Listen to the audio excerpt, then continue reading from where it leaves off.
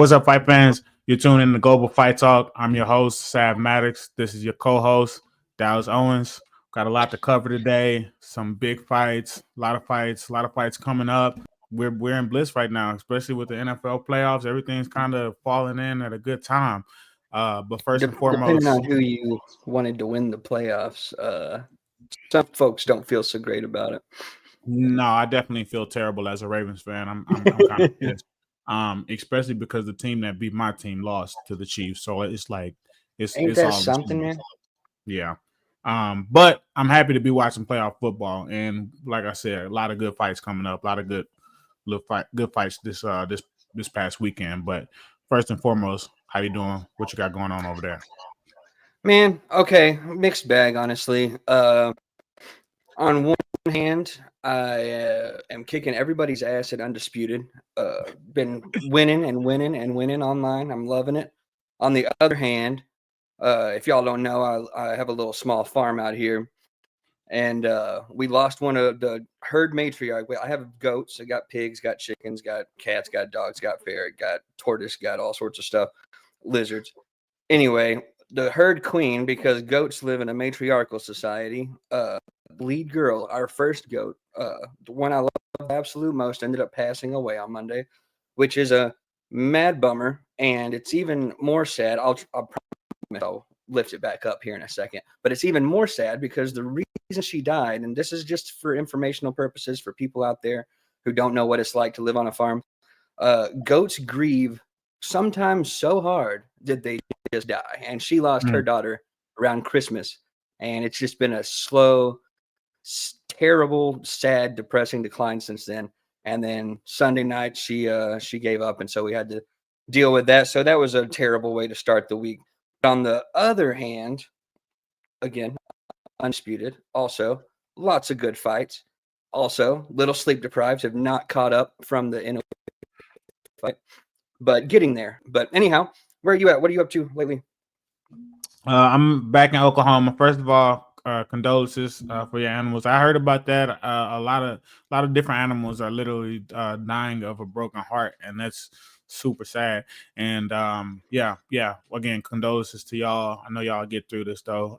Chin high, definitely praying for y'all. Yeah, I'm down here in Oklahoma, man. I'm happy to be back here. Having a good time. I just started training at a new gym down here. That's been great. I've been there twice. So shout out to the Outsiders MMA Club. Actually, Julia Alvia, a UFC fighter there, she greeted me there. She was very nice to me.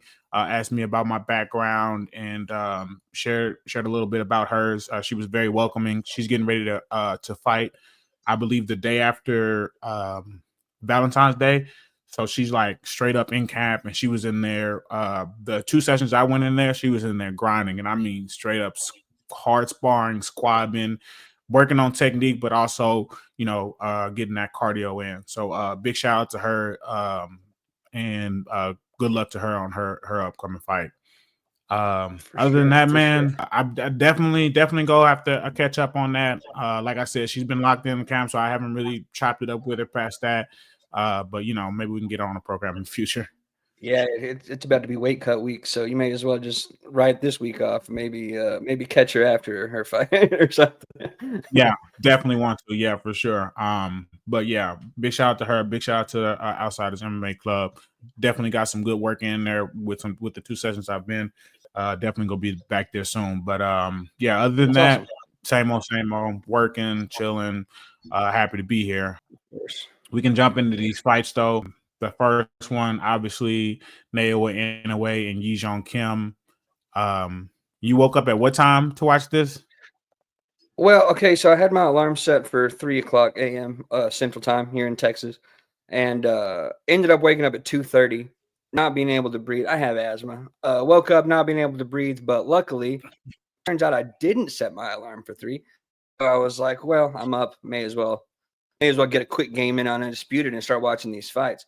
Now, it was advertised to start at 3 a.m. Central, and I basically watched a bird's eye view of the arena with no audio for like 45 minutes before they decided to start actually putting a production to ESPN Plus or whatever.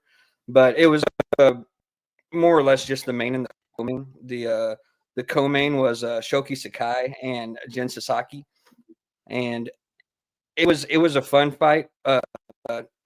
Jin Sasaki is like up and coming welterweight. He's got a ton of power.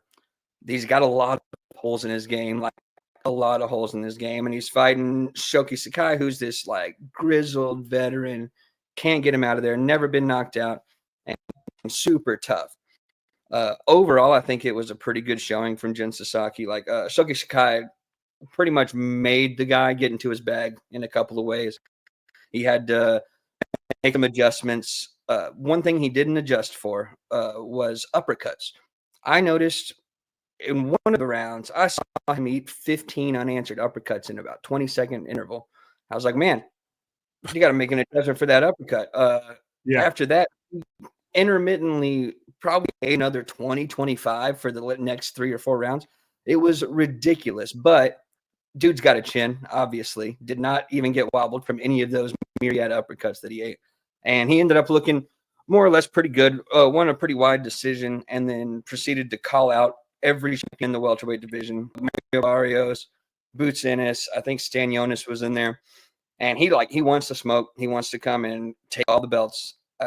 If I'm being honest, I don't think he's going to be able to come take all the belts, but he's got a ton of power, so he can knock anybody out if he catches them right. And he's just come forward nonstop, throwing punches. Really exciting style. So I welcome, like, please, Jin Sasaki, come on over here, fight all the champions. Hopefully you win a belt of somebody, but even if you don't, like, put on some shows because that's probably what he does best. But other than that, like, then you got Naoya Inoue, of course, Ye Joon Kim. Did you end up watching that fight at all? I rewatched it, or I rewatched the highlights the next day. Didn't seem like it was too much controversy, too much drama in there. Pretty much just as the odds makers thought it would be a wash. Last minute fight, pretty one sided, got him out of there. Is that accurate? That's pretty accurate. Yeah, pretty much the guy had nothing for him. In a way, he was being really measured the first couple of rounds, like trying to kind of figure out the pace of everything. And like, you don't just want to go in there guns blazing on a late replacement dude who is strong. Another thing about Ye Joon Kim was he's extremely awkward and kind of his timing is odd. So like, in my mind, there was this small, like tiny chance that because of his awkwardness, because of his power, and because of his timing being weird, he may cause a problem or something for Innoue. That was not the case, not even close. It was actually pretty funny. He started eating some shots early in the 4th round, and being the tough dude that he is, was like, come on, bring some more shots on. And then Innoue obliged him, and he got out of there. After he got popped, he's getting on his bike, but also he couldn't help but to be like, come on, come on. So he did that, and then he just walloped him, knocked him straight on his ass. And I don't know if he was rocked so much or if he was feeling a body shot from early. Once he hit the ground, you could tell he wasn't going to get up. But I mean, effort. It was freaking Naoya Inoue, pound for pound, top 3 probably. Undisputed, and the dude went from no shots at a title to a shot at all 4 titles, which is massive for him. And so hopefully, in my mind, hopefully he learns a lot. I don't know how much you can learn from just getting your ass handed to you, but I'm sure he can watch the tape and see like, oh, there's a major hole, and close them up. I think he's probably, I don't know how popular he is in South Korea. I assume more popular than he is here. I think he could make a good career for himself if he just keeps going, don't give up. I mean, people get their shots too early and lose all the time, and then you just got to keep on going. I don't think he's that young. I think he's maybe like in his 30s, early 30s, but he seemed healthy. I think he's got a good long career in him. I think he's a late comer into the sport. But anyway, other than that, that was about the whole card, and then I went to work and was exhausted. I was honestly super mind blown that you even woke up for that. And there's a lot of people that are like, "Oh, I did," and a lot of people are like, "Oh, I didn't." And you can always catch a fight on a different date or the next day. It's just these Japan cards, man. Like you said, they'll just fuck your whole sleep schedule up. And I'm just like, man, I got a lot going on right now. I can't even afford it to have my sleep schedule just upside down like that. I was grateful it was on a Friday because generally speaking, like Innoue's Yeah. cards are on Tuesday mornings, and so I'm Mhm. waking up at 2:33, 3:30 on a Tuesday morning, and I've done that for every one of the fights he's had in Japan since he came to Las Vegas to fight Maloney or whatever. I can't help it. I have to see him. And I say Japan. I think he also had one in Manila. Mhm. But yeah, there's something about, to me, like seeing something as the rest of the world is seeing it. And I don't know if it like makes much of a difference to most people, but to me, seeing it as it's happening, it just means a little bit more. Yeah. Again, that's personal. I'm sure it looked just as cool later on during the day. But like I'm up, I'm watching it. I'm in solidarity with Japan, even though it's like the middle of their day or whatever. But I don't know. I don't know if I think it's or just a weird eccentricity of mine that I just have to wake up to watch these Japanese cards, or stay up Yeah. incredibly late to watch other cards, or wake up semi early, or don't eat lunch and just watch an English card. You know how it goes. That's Friday, so that brings us to the old Saturday, and we actually had a lot going on Saturday. But the first thing that popped up was on Max, formerly HBO Max. They had the PFL Road to Abu Dhabi. Yeah. Road to okay, and I assume you saw that one. Yeah. Yeah. Good card. It's very weird what the PFL has been doing with this whole Bellator situation.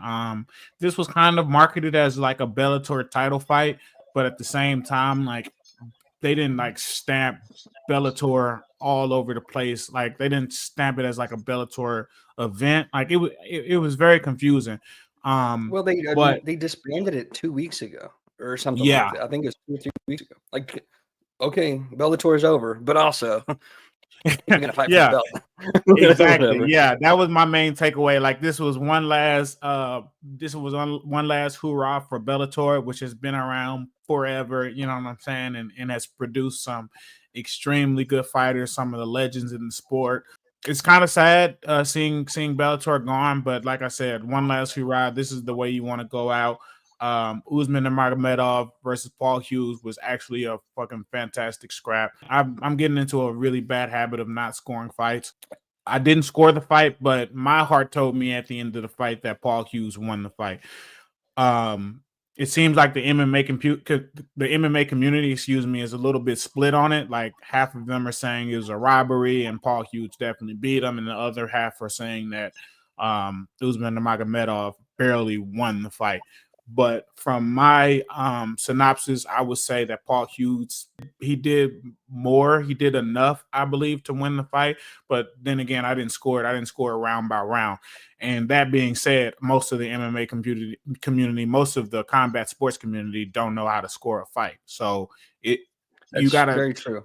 you gotta take what they say in their opinions with a grain of salt. But Paul Hughes And looked good, here's another man. thing about that situation is that Paul Yeah, Hughes is Irish, and right. I love y'all in Ireland, and I love y'all in generally the UK, Eastern Europe altogether, Eastern Europe for that matter. But in this particular case, I'm talking about Western Europe. Those guys back their boy 100%, no matter what, who they're fighting, where they're fighting, what they're doing, how they're doing it. They don't care. They're backing him 100%. And if it's even remotely competitive, it's a robbery if the guy doesn't win, Yeah. even remotely. Like even if it was 4 rounds to 1, that one round would be enough for people in Ireland to be like, I think he got that one. I'm going to call robbery. But anyway, that's my little rant about Western Europe. I No, love it. I wish we had it here in America. I wish we had more of that here for sure. that's literally what I was just about to say. It's honestly like inspiring and it makes me a little bit envious how they approach it. But I don't know. I feel like it was definitely a good scrap. And me personally, I feel like Paul Hughes got the job done. But yeah, like I said, a last hurrah for Bellator.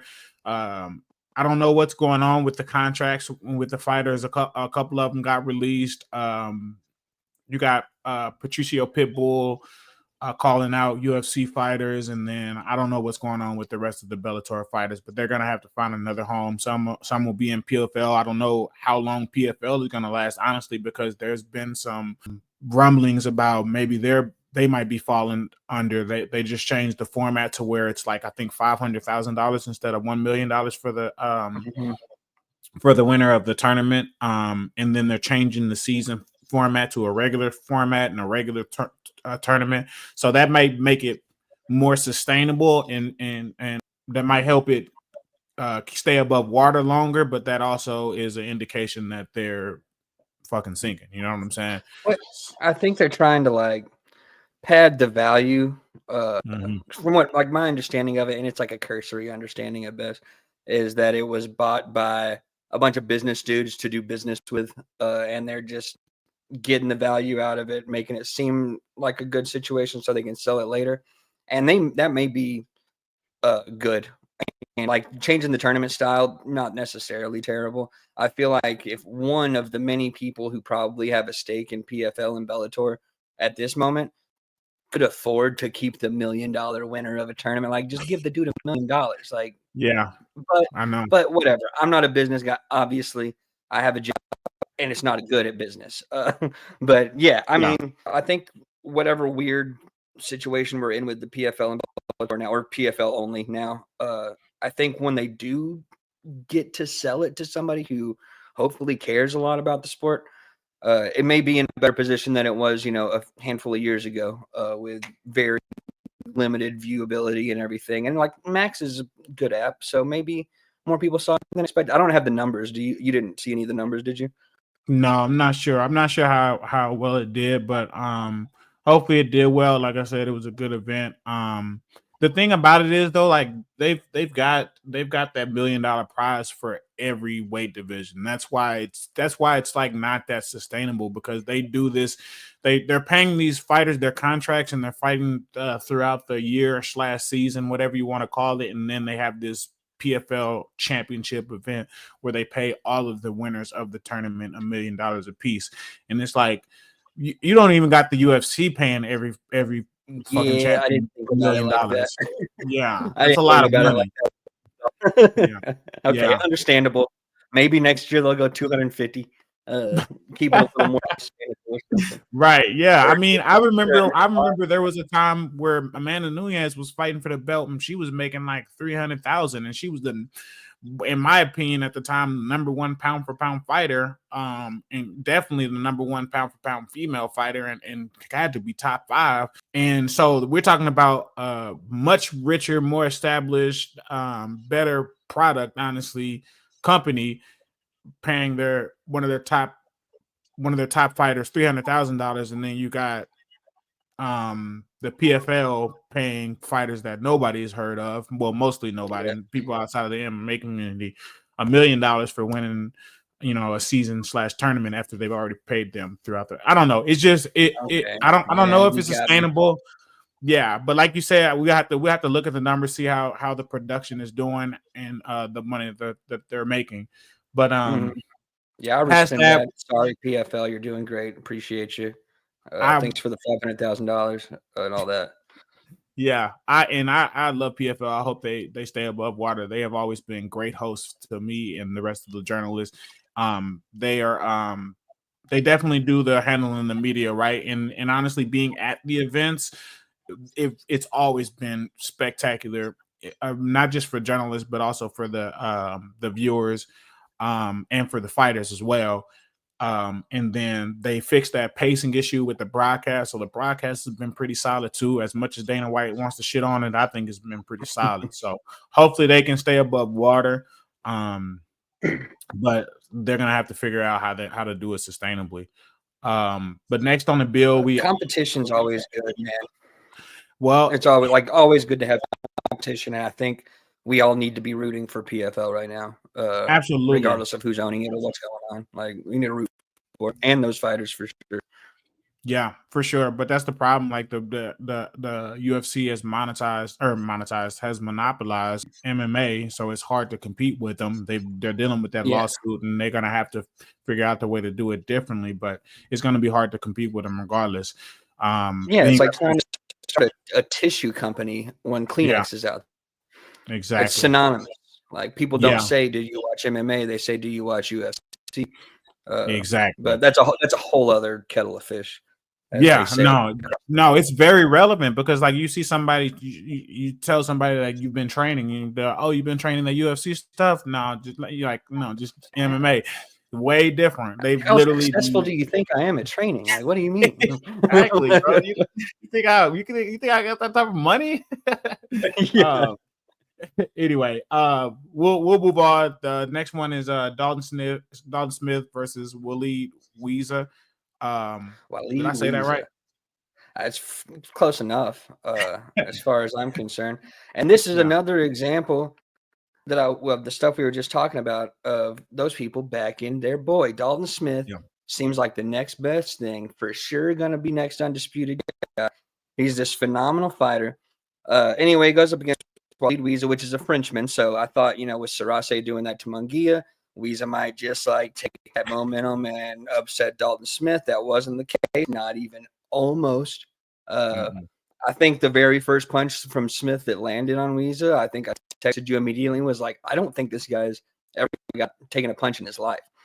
He looked lost and scared. Now, I understand I'm not a fighter, and I like full respect to the dude. I always want that to be known is that I truly respect anybody who has the brass to like get in the ring and try it.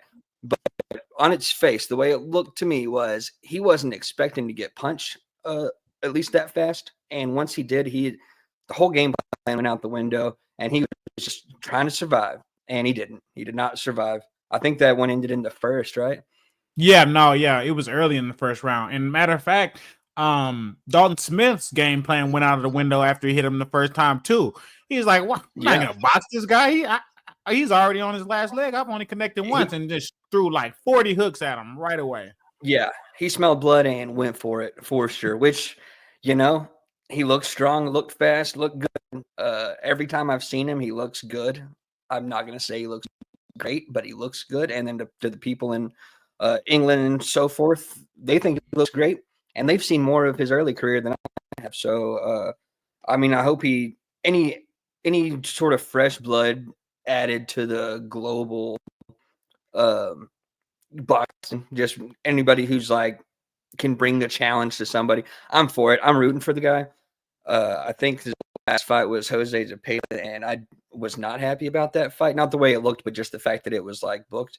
But other than, I mean, taking all that personal stuff out of it, he looks good, and he's obviously very good at boxing. So hopefully he does really well. But the story of that entire card was Kona Walker and Harry Scarf. You saw that one, right? The co-main? Yeah. No, I actually forgot about that until you just mentioned it. That was insane. It was wild. So my wife was watching it with me, and we usually do a thing where she asks me who I'm picking, and then I'll give her a quick synopsis of why and what and where and how I feel about it or whatever. And I was like, Harry Scarf, because I like his name. It sounds like a fuzzy scarf, And then Kona Walker, who she picked because she liked that he was shorter. And then I'm like kind of going in and out of sleep during this time. And so every time I'm awake, and then please correct me because I think you saw more of it than even I did. Every time I woke up, it was Scarf catching Walker on the way in, and just a relatively middle pace kind of situation where Scarf was just more or less getting the better of almost every exchange that I saw. Was that any different from the way that you saw it? Yeah, he was controlling the pace. He was controlling the distance, and he was just boxing his ears off. He was doing real good, getting in and out and pivoting, and just like I said, controlling the pace, controlling the fight. Definitely 100% had it in the bag going into the 11th. Mm-hmm. Going into the 11th. And to my surprise, coming out of a daze of like, oh no, this fight's almost over. I better start paying attention. Bam, bang, pow. Kona Walker like pulls it off, and I wasn't nearly as excited as my wife was about it. It's not Scarf or anything, but it was because I was kind of sleepy and didn't know what was going on. That woman jumped up off the couch and was like, "Oh!" Gave it one of those numbers. And I was like, "Oh shit! Did he do it? Did he do it?" And sure enough, he had done it. It was amazing. I wasn't even rooting for the guy. I was so proud of him. It was one of those situations where, like, anybody, like most people would just not. Like they just kind of, all right, the fight's almost over. Let me just get a bicycle and kind of survive a little bit. But that was not his plan. He was like, I'm gonna cork him with a hook and bam, like, oh, it was beautiful. Yeah. It was beautiful. Yeah. I remember I was scrolling on Instagram the other day, and it was a NASCAR video, and Oh, I the saw that one where they're just like he's like turning left and turning left and turning. yeah. I'm just kidding. Yeah, That's fuck you, hilarious. fuck you. That shit worked. Okay, no, it was a NASCAR video, and the driver is like, "Hey, he's basically getting ready to be on the last lap, and things aren't going well." And what he says to his crew is, "All right, guys, things aren't going well. I'm just gonna press this fucking gas down until I see either a checkered line or Jesus." And that's what he did. And he mashed the gas, rolled the outside of the fucking arena, scratched up the whole side of his car, and ended up winning the race.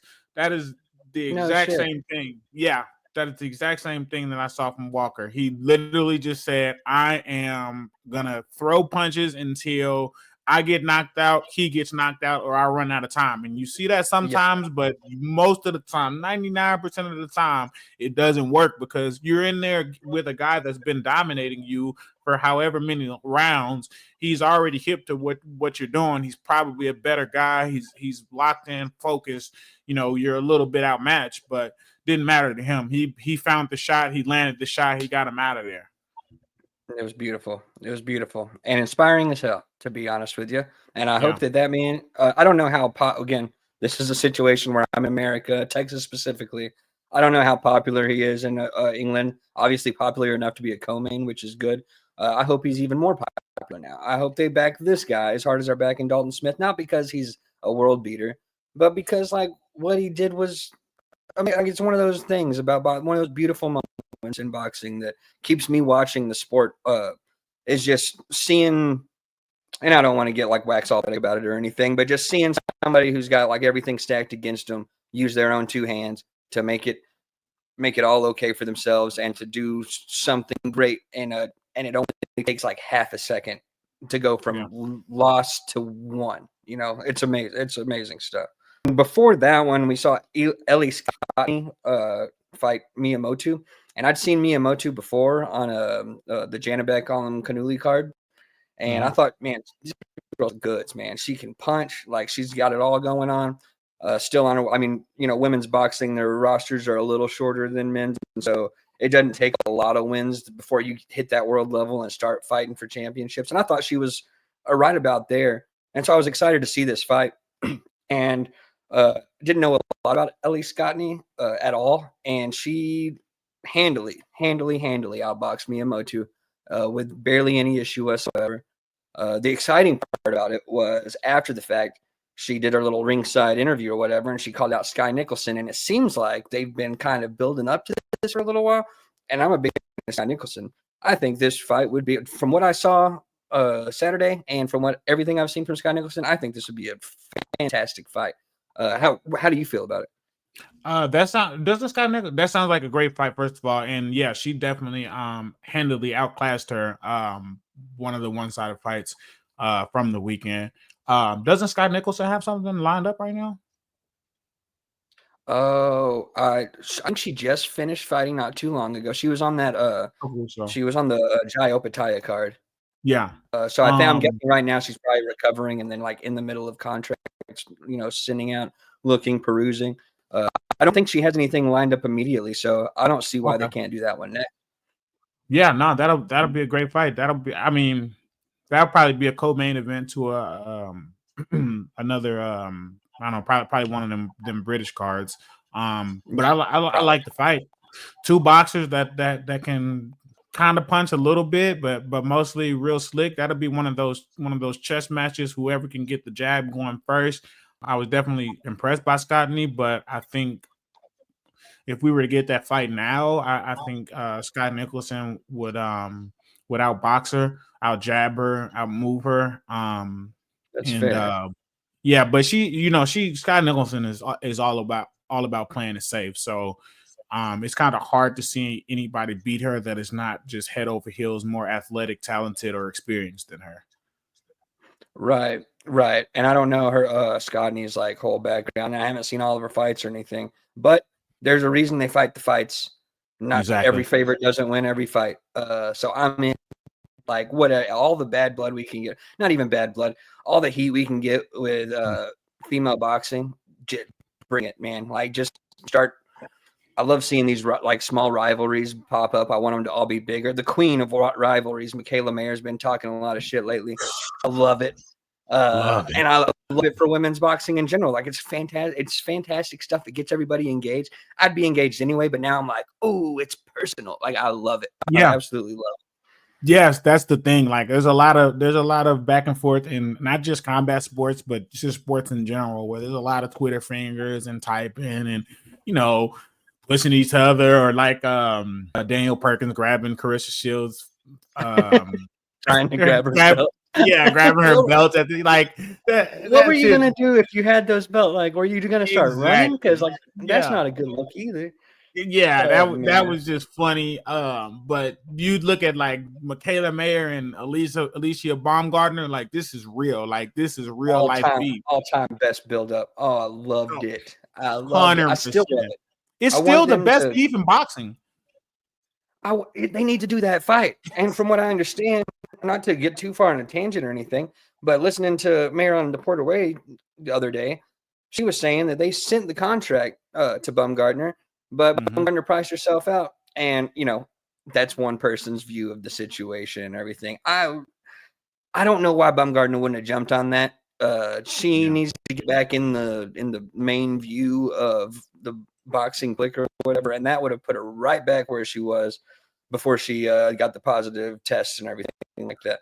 So I don't know why they didn't do it, but there's still time, and I'm pretty sure they probably got text loaded up, ready to send each other that they've been like thinking of ever since that fight. Like whatever. I'm not even gonna speculate on the hilarious things they're probably thinking about telling or saying to each other.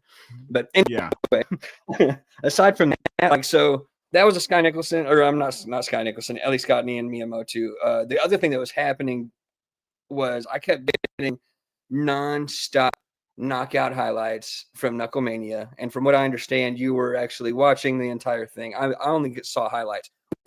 Were incessant. I loved it. But yeah, tell me more about Knucklemania, please. So the main takeaway from Knucklemania is that bare knuckle boxing is the number one most exciting combat sports organization that there is.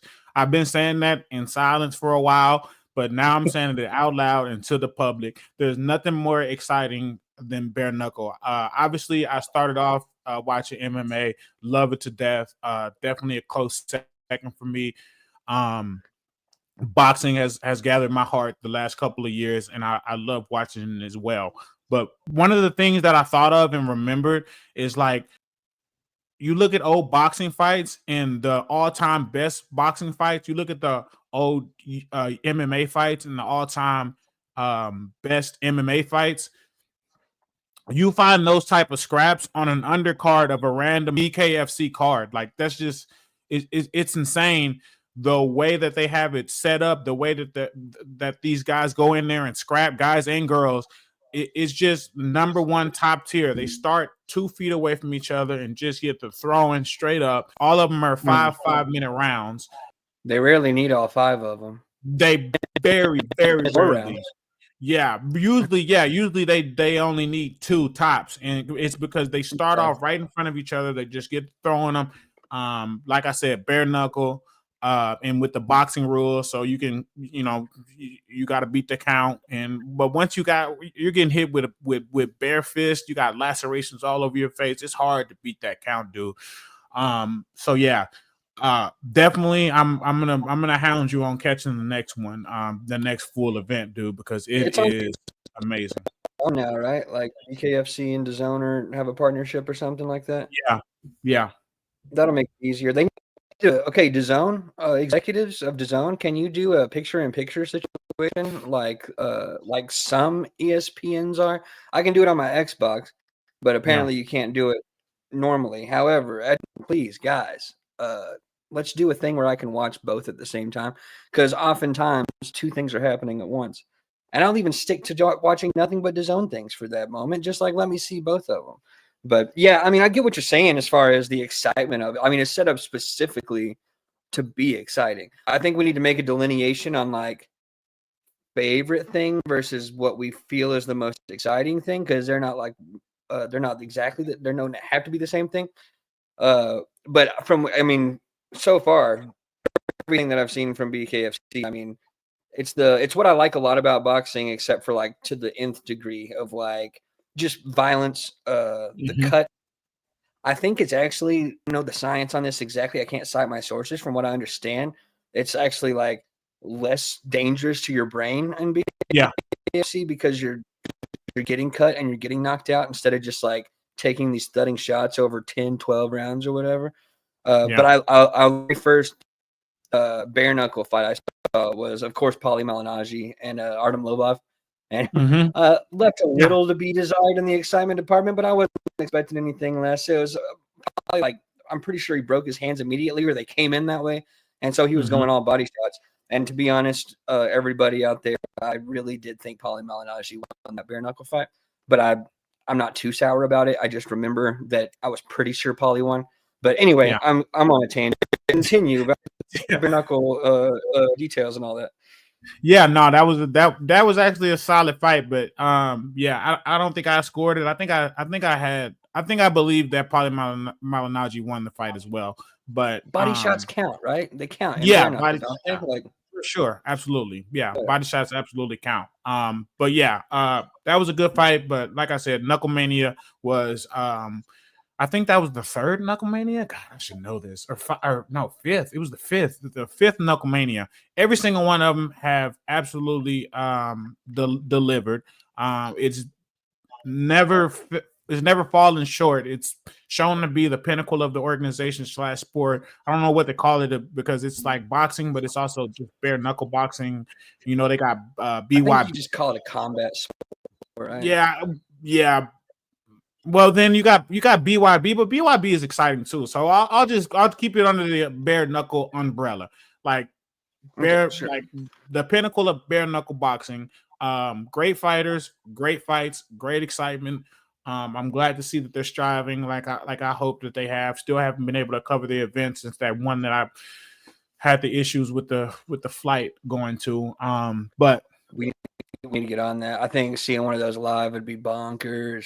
Absolutely going to this year, 100%. I don't care if I have to go to Africa to watch it. I'm going for sure. Especially if we have to go to Africa to watch it, I think that would be amazing.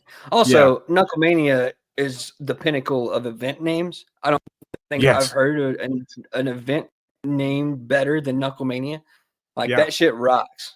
No, definitely brilliant. Kind of a little bite off of WrestleMania on WWE, but when you got something, it's a marriage, but it's Knuckles. Yeah, exactly. You can get away with when the product is that good. You know what I'm saying? It's not something that's just corny and like. Anyway, one of the main fights was Beck Rollins versus Taylor Starling, which was a pretty good scrap. A lot of the time, the women steal the show because they're just out there just throwing them. They're tough as nails.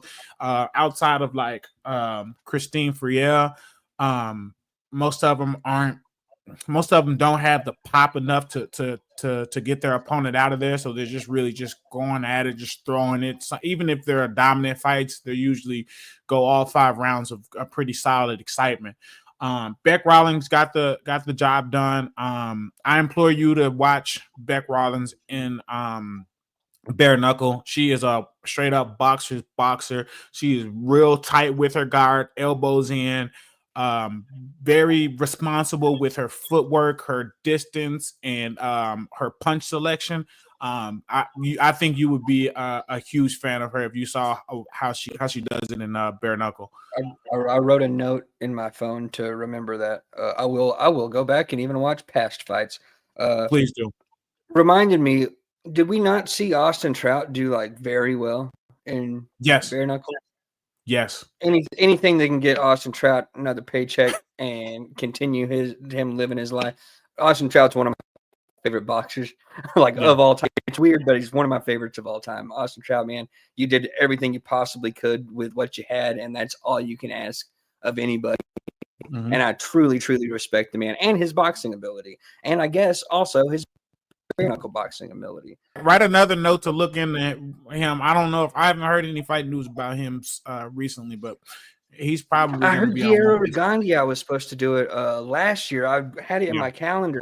Like, oh man, Rigondeau's gonna fight. Oh man, Rigondeau's gonna fight BKFC. But then the event came and went, and he wasn't on it. I wish. Didn't fight. No. Actually, you know what? I'm pretty sure a pot of water exploded on his face and burned his skin, and I completely forgot about that until just now. I hope you're doing okay, Rigondeaux. I think he's doing okay. It was like a touch and go for a second. That's insane. That's terrible news. Yeah. We got to look. We got to look into that. Yeah. I had no idea. Well, yeah, we're gonna have to look into him too. We need to update. We need to update on him too. Though. He'd be awesome.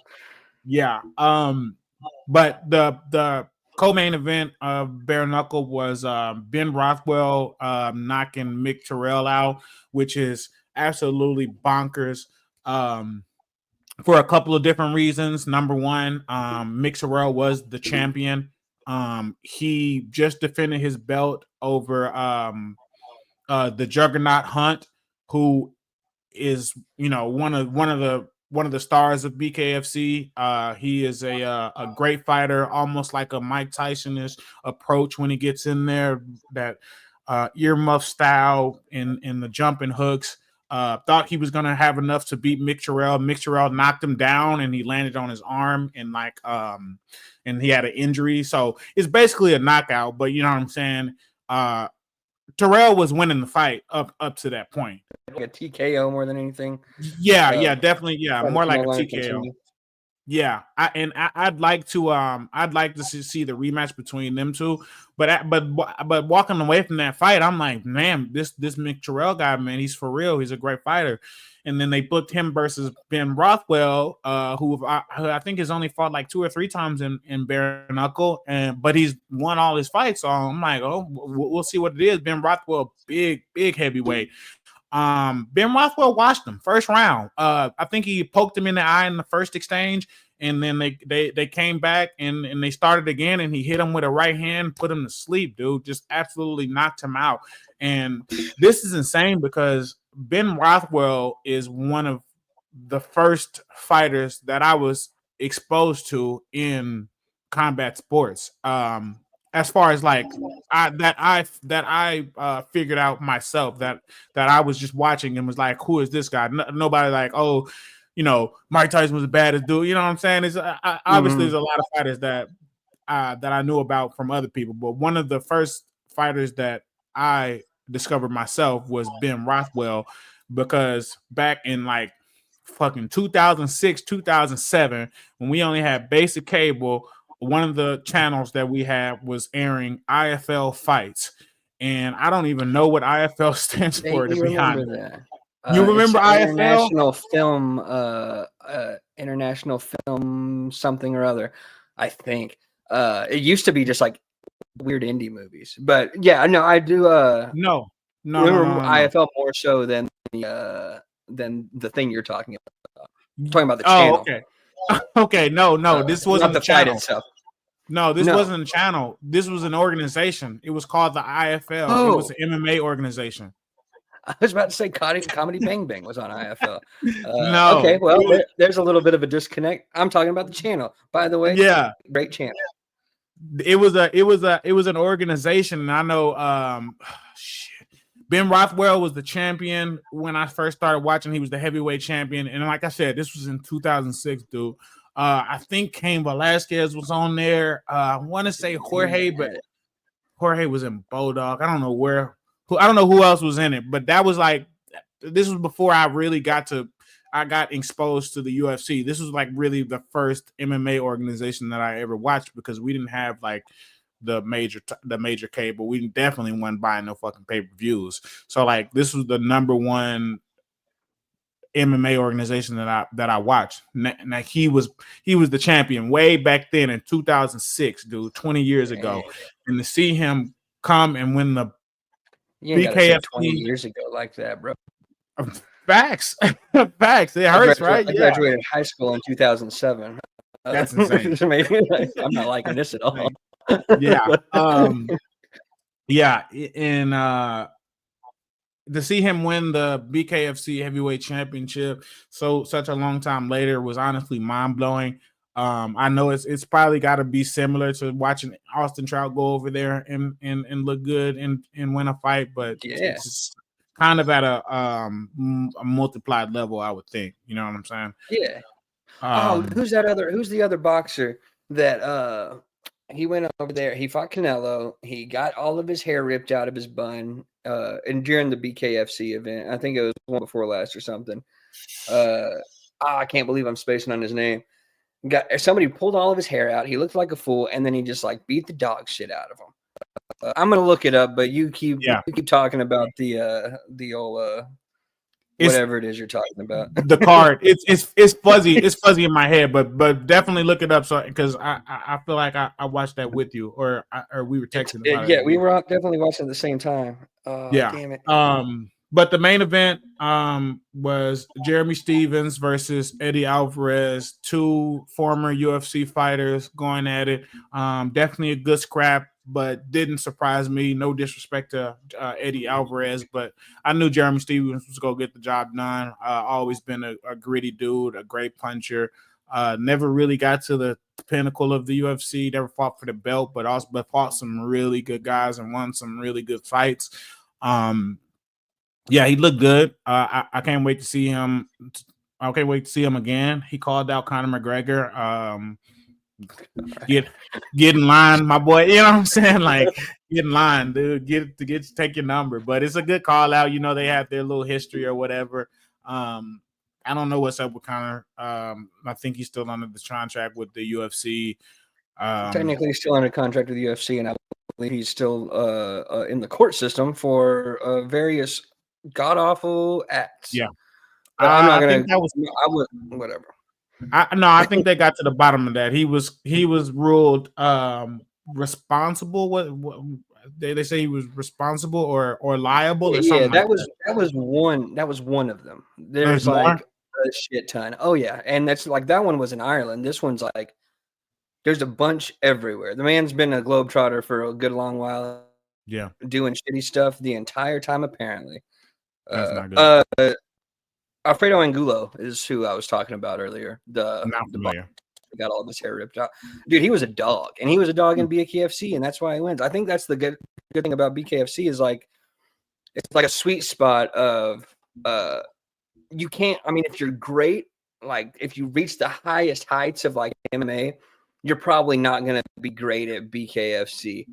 I feel like it catches the dog, or the dogs gravitate towards it. These tough, gritty dudes, the kind of people who would say, "Yeah, I want to fight bare knuckle," are usually not the guys who are like, "I want to get and then retire" or whatever. It's dudes that are, "I fight because I fight." Like, there's nothing more to it. Like, I'm a fighter and I will always fight. And like, that's the dudes that come to it, and that makes like, and it's like just in its idea when it all comes together. Of course, it's going to be entertaining and all action, and like it's like a. I'm not like this major super fan of BKFC or anything, but it's the fact that it exists, I think, is a net good. And I think that giving, sometimes older dudes that aren't necessarily making money in MMA or boxing anymore, a place, an outlet to be violent is probably good. Keeps them off the streets from being violent, and it gives them something to look forward to. And when you get old like me, you just need something to look forward to. Why do you always compare yourself to everybody being old? Well, for one, you said 2006, 20 years ago. That got me in the mindset of like, God damn, dude. I graduated 20 years ago. Mathematically. Makes you feel a little bit old. And honestly, this cold weather as of late making me feel even older. But anyhow. I don't know. Maybe I'm looking at it right now. It was definitely 2006 and 2007. That's crazy. That was such a long time ago. But I was 5'8" and like 110 pounds in 2007. You're still 5'8". I'm just kidding. I'm 6'1". I want that to be said publicly. Yeah. I'm above 6 foot. Shut up. You're I did it. That you're was my dead ass life's almost my goal, and height. it took me till I was 25 years old to do it, but I did it. God damn it! And I'm even a That's normal crazy. person with. Having a goal of something that you literally cannot control is insane. Your goal was to be I 6 feet. can't say What you for sure do? whether you Hang can or on the monkey can't. bars? Pure force of will, I think, is what it was. I think the trick was I was shooting for 6'4". That's the height of Conan O'Brien. That's the height I wanted to be. But came Yeah. up a little short. However, my mom's side of the family, the tallest dude in that side of the family is 5'8". So I like overachieved. 6'1", a full one, not 6.5 an inch, but 6'1" full inch. Granted, again, getting older, it's about to start coming back down a little bit For as sure. I hunch over a little more and more. But enough about my height and being old. We're a couple of years away from that, first of all. Anyway, next one, Pacheco and Nelson. We were looking forward to this one big time. Tell me about it. For sure. So the undercard of that one, I think the co-main, we'll go like co-main down or whatever, is Andy Cruz and Omar Salcido. Andy Cruz showed why everybody's so high on Andy Cruz. The dude's amazing. He's they keep calling it a Cuban school of boxing, and that's like legit. I mean, in the amateurs, it's a Cuban school, and that's where he garnered his skill set initially. I think he's doing a good job of marrying amateur Cuban style with professional Philly style with the Ennis camp. He's with like Boots and Mosey and all them, and he's learning a lot, and you can tell he's learning a lot. He's got great stock selection, and again, he's in and out. He's going to be very tough to beat. He makes himself easier to hit than he probably was when he first became professional, but that's in pursuit of landing the knockout shot or at least going for it. I really like Andy Cruz, but as far as the fight itself goes, he worked a little bit and he got the job done. That's about as far as that one goes. But the one before that was Tito Mercado and Jose Pedraza. I didn't like it when they announced it. I didn't like it in the walkouts. I didn't like it while it was happening. Jose Pedraza, man, I love Jose Pedraza, the sniper. They called him that for a reason. That dude's 1-2, bam, would just like take anybody out of consciousness. But that was a long time ago. Now he's getting fed to these up and comers over and over again, and I feel like on one hand, I respect the hustle for Pedraza he needs to make money. He needs to feed his family. All that stuff's very important. And so I'm not going to tell him like, hey man, you should retire or anything. Not that he would listen to me, who he's never seen or heard of his entire life, but like just seeing what he was at his height and what he is now, it's like, it's not that he's any worse of a person. It's just his body just can't hang with these young up and comers anymore. And so, as expected, Tito Mercado got him out of there less than a round. It was another situation where first shot lands and you can tell he just ain't gonna hold up, and he didn't at all. But one before that was Rubalcava and Israel Mercado, Tito's uncle, Israel Mercado, and that fight. Well, Rubalcava was massive favorite going in. He was Robert Garcia's guy. I was pretty sure. I never really heard of Israel. I've heard of Israel Mercado, but he wasn't somebody that really sticks out in my mind. I went back and looked at his box rec, and I was like, oh yeah, I've seen him like a time. But obviously, like he's in his 30s. Actually, no, he's not. He's 29, I think. But he's balding, so he looks like he's in his 30s. But so he's in there up against this Rubalcava cat, young guy, pretty well-rounded, pretty good. I mean, Garcia's training him, so he's like got missing talent or whatever. Something, I don't know if it was Israel Mercado being way more crafty than expected, or if it was Rubalcava not really like feeling it or getting up for the fight or whatever, but there was a knockdown. I believe it was round 1.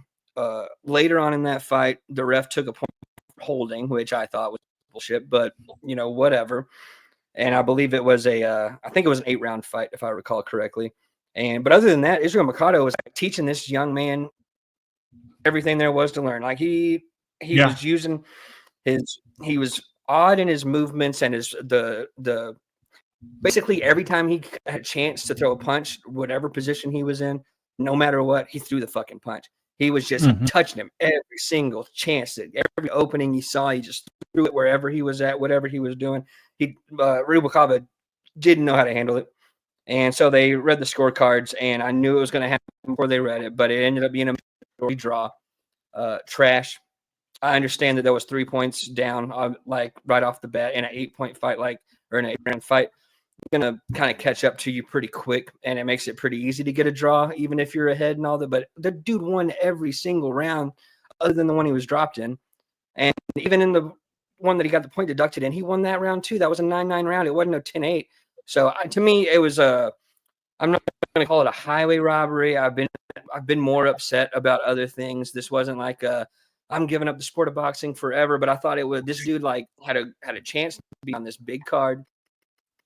Put everything he had into it against all odds.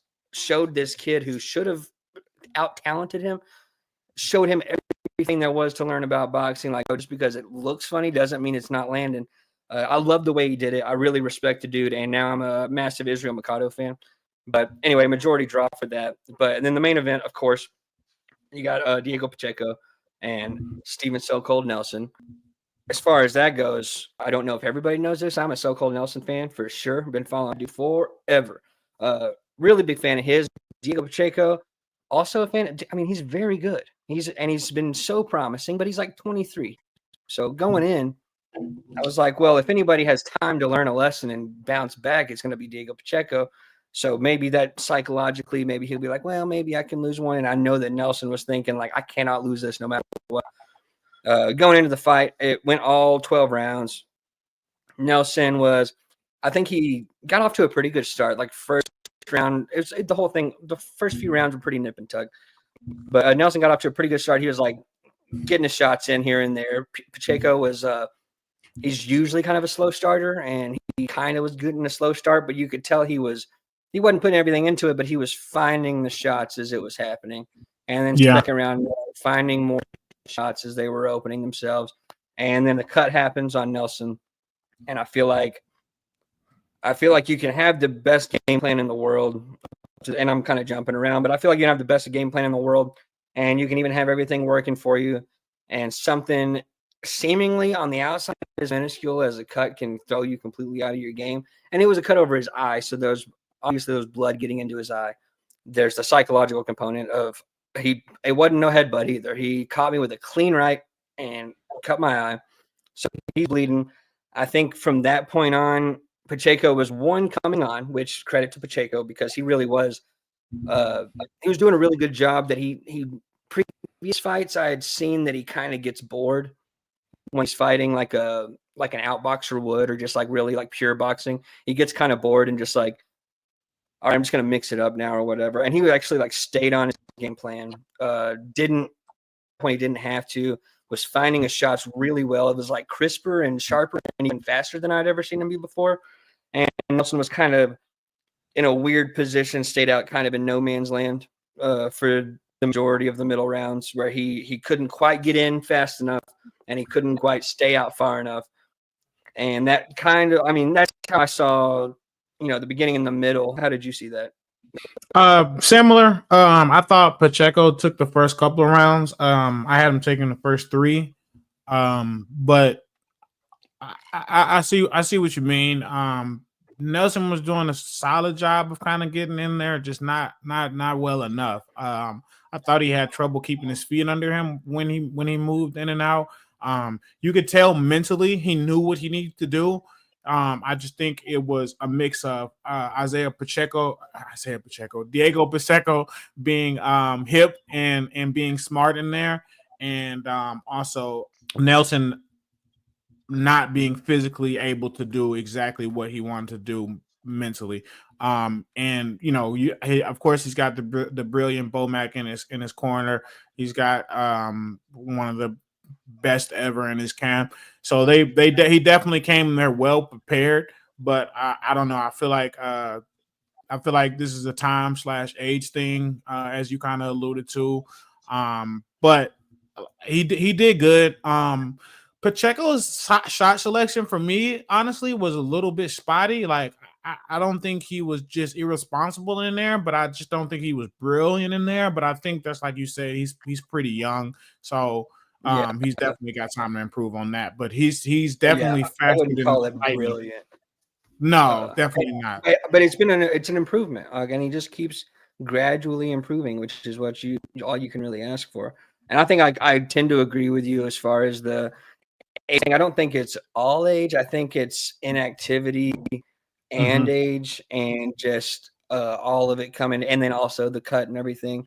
Not to say that it's over with for his career. I think he's still got some good fights in him. I think he can give a lot of people runs for their money, especially Yeah, considering the 11th and 12th round later on. I just feel like you can almost see when somebody knows what to do and their body just doesn't quite get there.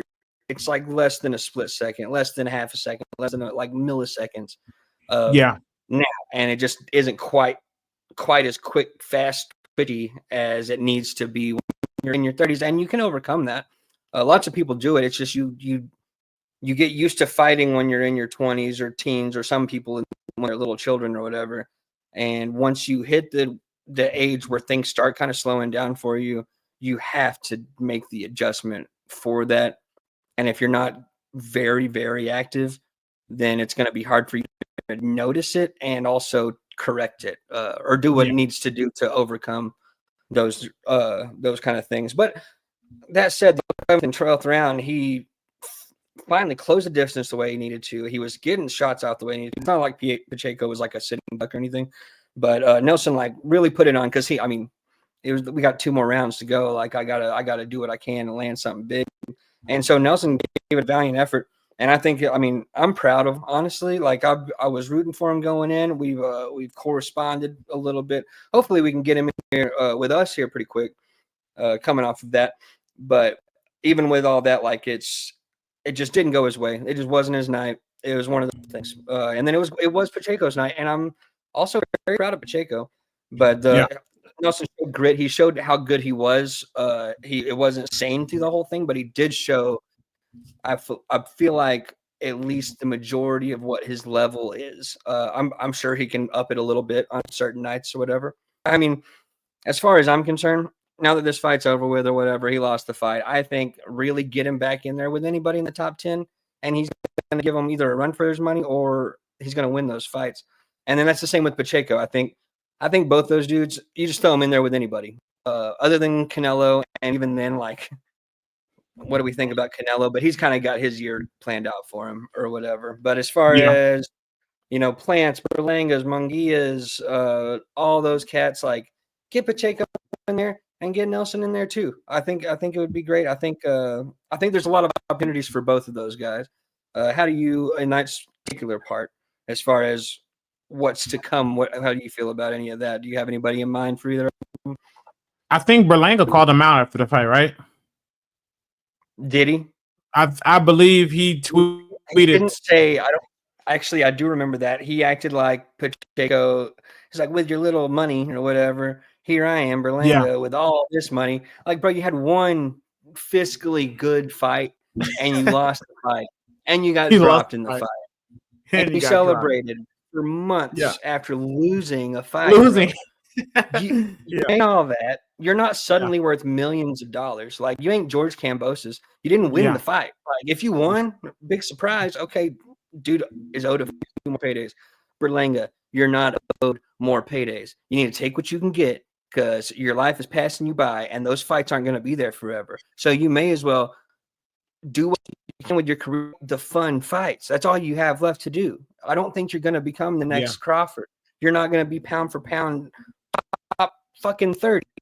Just fight the fights. no, Like, I think he's exciting. I think he's good for the sport. And I think that anybody who can bring more Puerto Rican fans to anything is a net positive for the community. And I don't even dislike Berlanga at all. I think he's a good kid or whatever. But you ain't some like highfalutin top tier guy that people need to fight their way to. You're not anywhere close to that. You're barely in yeah, the top 10, dude. So either yeah. fight Monkey or fight Pacheco, or even fight Nelson. I don't give a shit. Fight somebody and don't be pricing yourself out like Teofimo Lopez or something like that. Sorry, that was a rant. That was a no, rant. that was a warranted rant. I completely forgot about this thing about Teofimo Lopez talking about he's this superstar, hasn't even fought on a pay-per-view yet. Then you got Berlanga, who has only fought on one pay-per-view, and it was against Canelo, and never should have happened in the first place. No. Literally got blessed, gifted, or whatever you want to say, handed to him. But yeah, I mean, you're 27 years old, my guy, to be talking down on a young undefeated champion like that, or not champion, right? That it was like one of the silver belts or silver USA and belts. Yeah. But a young undefeated guy. NABO, I believe, and WBC silver and NABO, if I recall correctly, were the two belts on the line. Yeah, just another reason for the commission to collect some of your purse. That's all those belts are. But exactly. Yeah, to be talking down on him is a little tone deaf, honestly. But hey, man, look, if you want to make that fight happen, I'd love it. I'd love to see it. But I like what you said about those four guys. You got Nelson, you got Pacheco, you got Berlanga, and you got Plant. You can make a lot of fight with those four. Who? Munguia ain't. He got knocked out, but anybody can get knocked out. He's fine. He's gonna come back. Yeah, and be fine. Sure. You got Munguia, but I feel like I don't know. I really want to give Munguia a pass, bro. Like there, a lot of fighters talk about fighting at home and how much that can take from you, and how much pressure that puts on you. And I honestly want to give him a pass for that, especially being a young. He had an active ass year, dude. Like that was his fourth fight. And also give him a pass because like. I didn't see that KO shot from Sarase coming. I know he didn't see it. Like, well, nobody in the world thought that was going to happen. Least of all, probably Munguia and his team and everything. Yeah, I don't know. And the count was kind of fast, honestly. Which I love fast counts. Fast, but that's fine. Stop the fight. I didn't have a. Yes, it was fast, but that fight needed to be stopped regardless. But stop the fight. I think there's a lot of opportunities for him. A lot of time, like you said, a lot of opportunities for Stephen Soka Nelson, and also, I would also love to have him on the show. Here's the real question. Yeah, please, Nelson, get on the show. I would love to do it. Here's the real question. Do you think at this point, let's say Canelo gets through this year, he fights Skull for the belt again, becomes undisputed again, fights Crawford at the end of the year, September or whatever it is. Do you think 2026, you think he'd fight Diego Pacheco? I don't think Canelo would fight again if he fights Crawford. I don't think Crawford would fight again if he fights Canelo. I think both of them would take that super crazy back that they're going to get for that fight. And I would like that. I would like that for both of them. Like for myself, I would like Crawford to keep fighting. I would like Canelo to keep fighting if he fights fucking Benavidez. But I would like him for myself. I'd like to keep watching him, especially if he makes the right fights. You know what I'm saying? Like fighting Edgar Berlanga was a huge turnoff, my God. Like, but selfishly, I would love Crawford. But as a fan of them as people, like as somebody that always roots for people, like me rooting for Crawford, me rooting for Canelo, fight each other. No matter how it fucking goes, unless it's like a close decision, which is very unlikely. If it's a close decision, fight each other again, and then leave. But if not, no matter how it goes, fight each other and call it dip. Like you're gonna make an ungodly amount of money that night, bro. Yeah, do it and dip. Like for completely different reasons, because they're both about the same age or whatever. I mean, one's got a lot more pro miles on him than the other and everything. But like, as far as Crawford goes, I mean, he's 37, gonna be 38 when they fight. He's going for the gusto. He's going for greatness, and I'm so excited that it's probably gonna happen. Like, incredibly excited. I think that intellectually, I'm like, how would he pull that off? Like, the difference is absolutely massive. Yeah. But if anybody ever seen in my entire like years and years of watching boxing or combat sports in general, if anybody is going to be that great to do something that phenomenal as his last little go out on fight, it's going to be Crawford for sure. If anybody can do it, he can do it. And there's no doubt he can outbox Canelo. Yeah.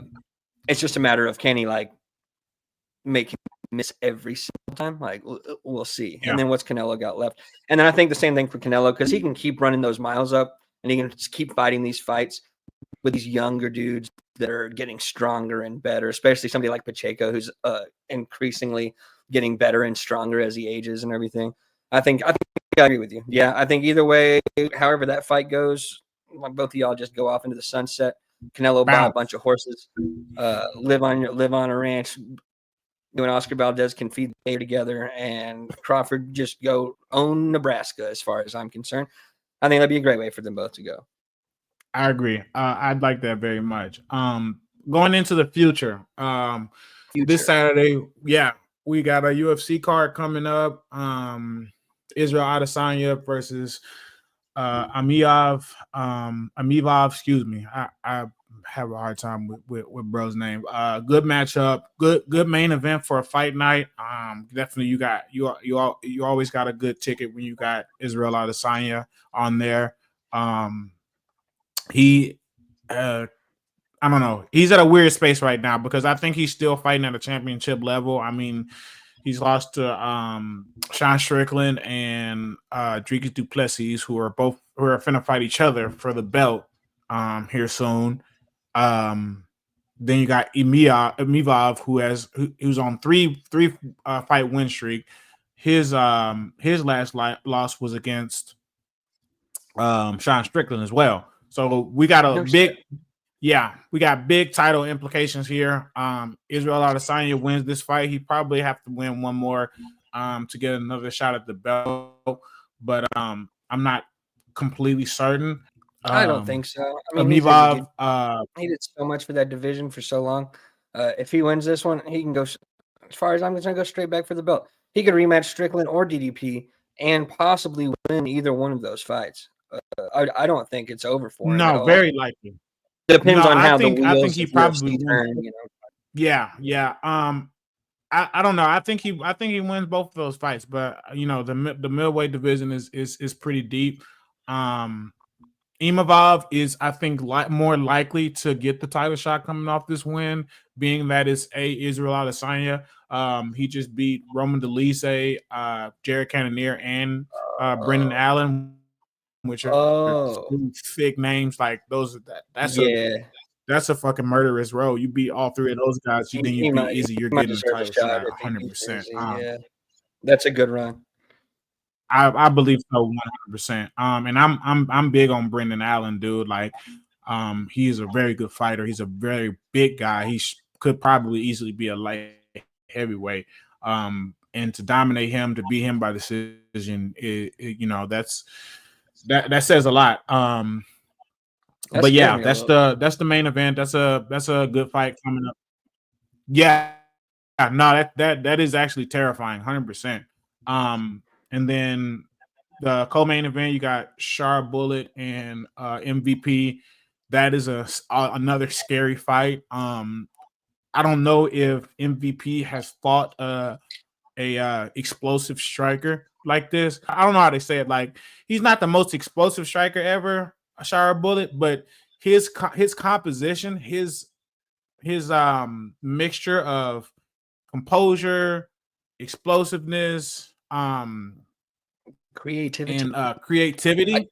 I know for sure. I know for sure MVP has not gotten hit with a double spinning back elbow or whatever. Like, what the fuck was that, dude? Yeah. And so, like, he's definitely never fought a guy like this before. But then again, I don't think Sharp Bullet has ever fought a guy like MVP before. Who I believe is kind of hanging around, if not on that down slope. Not that he's showing anything in the UFC to show that. It's just like, it just looks a little bit different now. But he is also a transcendent fighter, one of the once in a lifetime athletes of our generations. That's a good fight, dude. I'm scared because I feel like somebody's gonna get knocked out, but I'm glad that we're gonna get to watch it. Yeah, this one intrigues me a great deal as well. Without getting too granular about it, I've seen Charbullet do some pretty cool stuff. His Yeah, last fight being one of the coolest things I've ever seen a person do, as far as like just like badass goes. And then yeah, I've been watching MVP highlights since before I even watched combat sports, man. Like that dude's been doing some crazy, goofy shit that highly athletic, yeah, incredibly weird. It's like I'm a big fan of MVP for sure, and I'm becoming a fan of Charlotte. If not of him as a person, because I don't know him personally, and I've seen some weird videos on the internet that I may or may not agree with his composure in public. yeah, But everything I've seen in the ring, I'm like, that's one scary dude. Like yeah, everything about him says I'm pretty scary. Dude. There's a reason he's not allowed in America, as far as we know. He might be. I yeah. don't know. No, I don't think It's he for is, our bro. safety. It's for my safety. Yeah, yeah, definitely a great fight. That one's gonna be early in Saudi Arabia, by the way. So that kind of Oh hell fucks yeah! up my weekend plans, but I'll figure it out. And then That's on the perfect. It's same perfect. card, We get some UFC. We go into the boxing later that we'll talk about in just a moment. yeah. Sounds like a pretty good Saturday to me. But anyway, yeah, the Pavlovich Rosenstruck was the one before that, right? Yeah, man, that's a good fight too. Just from name value. But me personally, I think it's gonna be a wash. I respect Jorginho Rosenstrike, but I just think he's outmatched here. Bigger, stronger, faster guy.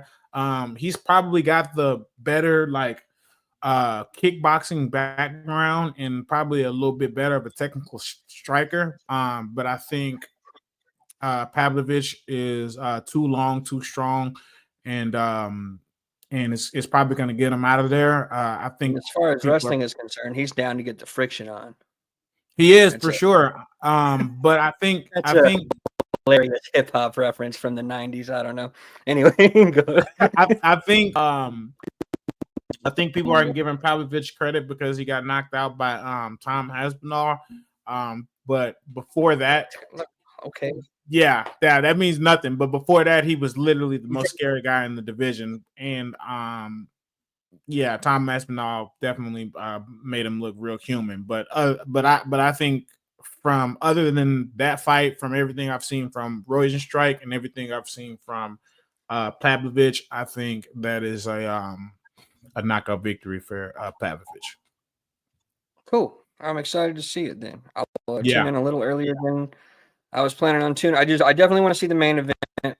Would love to yeah, see the co-main event.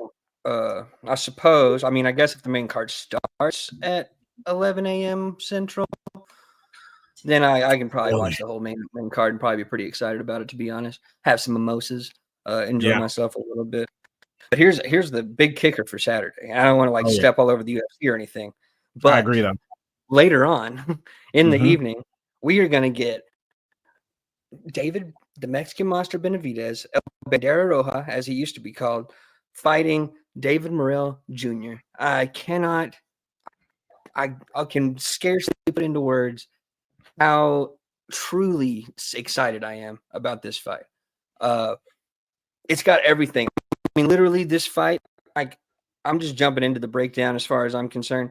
This fight could go any way a fight could go. Like, there's nothing is off the table. One sided one way, one sided the other. Extremely competitive the entire time. Knockout or a TKO or a draw or a majority draw or a split decision. It could do anything. It could even end in like a dumb injury on the walkout. I hope not, heaven forbid. But Knock on anyway, a wood. fight could go. This fight can go. These two dudes are both capable of so much that nothing's off the table. Uh, before I get like start frothing at the mouth, I'm going to run into at least the co-main, and the one right before that is going to be Isaac Pitbull Cruz, fan favorite, Hmm. love the dude, versus Angel Fiera, who nobody's really heard of. However, I have heard of him, and I will say this is not a walk in the park for Isaac Cruz. This is going to be a tough fight. Obviously, it's going to be a tough fight for Angel Fiera, but it's going to be a very tough fight for Isaac Cruz. And if he can overcome it, then maybe he'll feel a lot better about the loss to Rayo, which he shouldn't feel bad about anyway. Rayo, badass. He's one of those. Yeah, No, whatever. I'm not even going to get into it. great Fierro fighter. Cruz gonna be a good fight. I'm super excited about it. Cool boy Steph Fulton fighting Brandon Figueroa in a rematch. Did you happen to see the first time they fought? No, not Figure Fulton. No, dude, it was phenomenal. So Fulton building up to that was saying, Brandon Figueroa wants to get me up against the ropes. He wants to fight on the inside and he wants to bully me. What I'm going to do is get up against the ropes, fight on the inside, and bully him. And he'd shown that the fight before that he was capable of something with a lesser fighter. These two meeting together was just absolute fireworks, nonstop action. I don't think they were 2 inches away from each other the entire time. Steph was pulling off some of the coolest, slickest shit I've ever seen. Figueroa was being Figueroa, which is a power punching nonstop, like go for it, all heart, great chin kind of guy. Like these two matched up so perfectly and came out with such a perfect fight. Fulton ended up getting the decision in that one, and I think it was a split decision, and it should have been because it was incredibly close. Figueroa thought right, and he should have because he worked his ass off. It's a few years removed. It's another weight class above. I think that this one might go a little bit differently than the first one. After Fulton's career since then, and after Figueroa's career since then, I think Figueroa's kind of still on the rise and still finding himself and actually getting more and more comfortable with who he is, which kind of a little bit like his brother. But aside from that, but I think Fulton, like he learned what it was like to lose against Innoue. Everybody does. There's no shame in that.